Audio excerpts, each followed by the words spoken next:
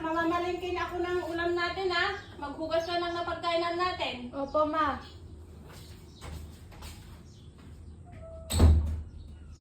Ako na naman.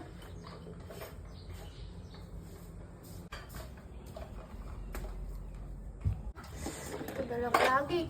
Nakautusan si Papa.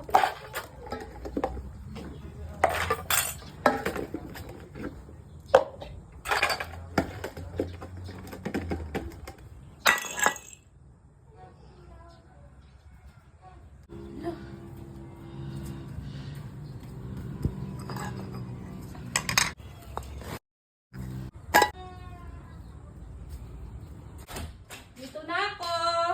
Oh, Nak, nakahugas ka na? Opo, ma. Nalagay ko na din sa lalagyan.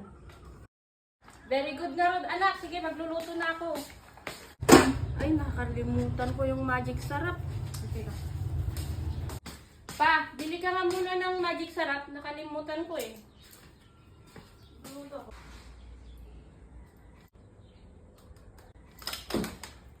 Nak, bili ka nga ng magic sarap. Ikaw yung inutusan ni Mama. Ikaw na ah. Nakita kitang napasag mo yung plato. Sumbong kita kay mama mo. Ako na pa. Ako na. Yan kasi. Ma, yung magic sarap. Oh, bakit ikaw bumili si Papa mo inutusan ko ah? Ako na, ma. Oh, sipag naman ng anak ko. Very good. Parang nada ka nga oh. Dami ng laban eh. Hoy, nak, gising. Maglaba ka nga. Ikaw na, pa. Natutulog ako. Oh, naalala mo yung pinggan? Sumbong kita kay mama mo. Gusto mo? Ano? Maglaba o hindi? Sige, ako na pa. Huwag mo sabihin kay Mama.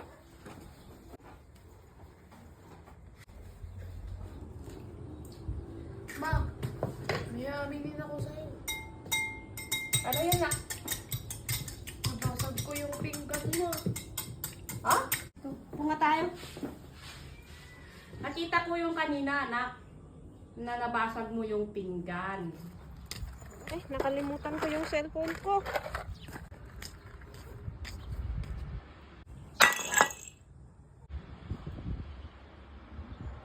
Alam mo anak, pag may kasalanan ka at hindi mo ito inamin agad at humingi ng sorry, aalipinin ka nito. Tignan mo yung ginawa ni Papa mo. Nakita kitang napasag mo yung plato. Naalala mo yung pinggan? Sumbong kita kay mama mo. Gusto mo? Diba? Inalipin ka. Oh, anong aral mo ngayon?